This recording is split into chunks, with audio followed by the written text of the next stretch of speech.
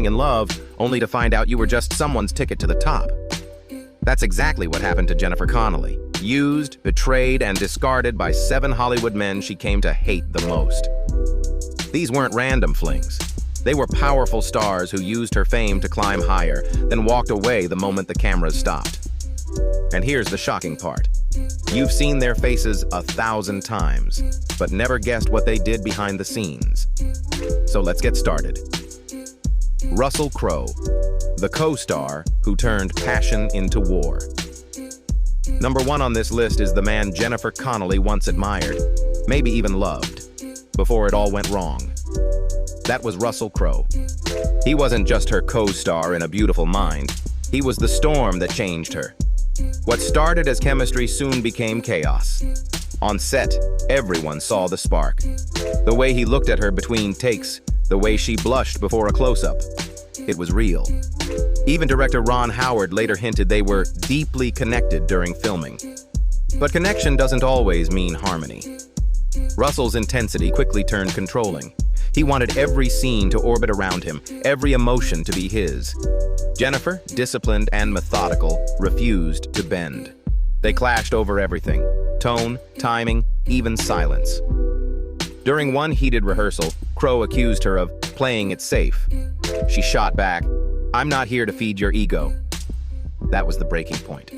The next day, they barely spoke, communicating only through the director. When A Beautiful Mind won big at the Oscars, the world saw them smiling. But insiders knew that smile was the final act. She never mentioned him in her speech. Years later, when asked if they stayed in touch, Jennifer just said softly, "No, we did the work." To her, it was a battlefield dressed as romance. And Russell Crowe was the enemy she never saw coming. Don Johnson, the affair that made her hate fame. You won't believe who comes next. Number 2 is none other than Don Johnson, the man who nearly ruined Jennifer Connelly's belief in love. When they met in 1989, he was a Hollywood god. She was barely 18. Jennifer later called that time a blur I wish I could forget. Johnson was charming, dangerous, and nearly 20 years older. He treated her like a prize, not a person. He'd send flowers to her set, then show up unannounced, questioning who she was talking to. When she refused to go to his late-night parties, he'd accuse her of being ungrateful. She wanted peace. He wanted control. People close to her at the time said Jennifer stopped smiling between takes while filming The Hot Spot. One day, Don reportedly yelled at her in front of the crew. Over a love scene she didn't want to rehearse with him privately. She walked off the set crying and locked herself in her trailer. Production halted for 2 hours until he apologized. That was the day she decided to end it. She packed her things, left the hotel they shared, and never looked back.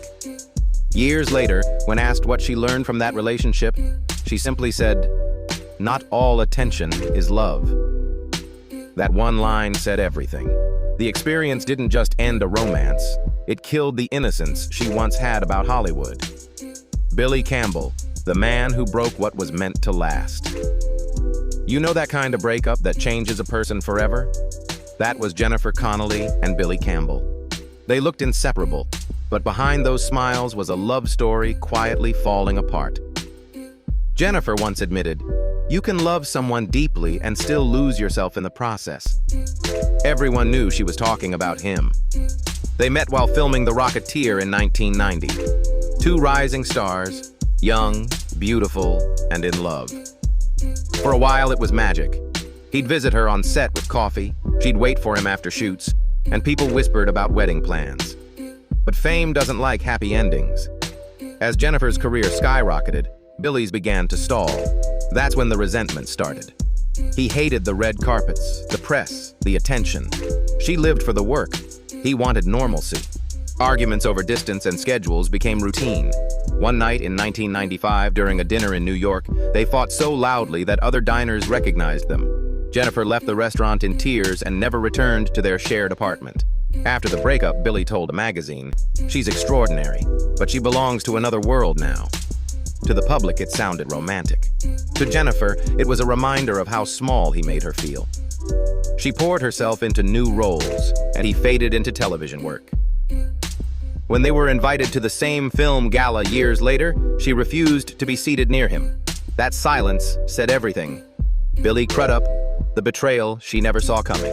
At number 4 is Billy Crudup, the man who didn't just betray Jennifer Connelly emotionally, but turned what began as passion into open competition.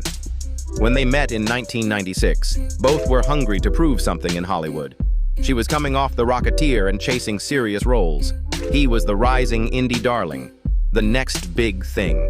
It started as mutual admiration. It ended as a rivalry. Jennifer took acting seriously.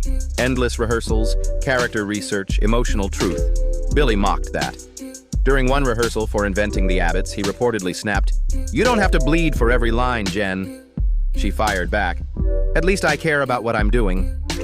The room went silent. From that day, their relationship shifted from lovers to competitors.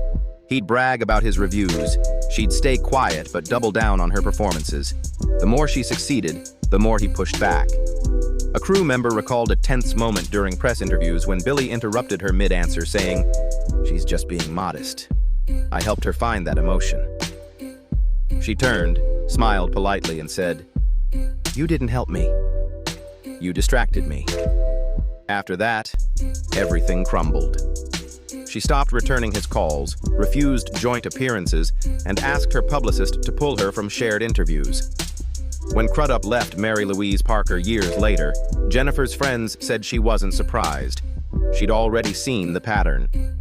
Josh Charles, the quiet romance that ended in a storm.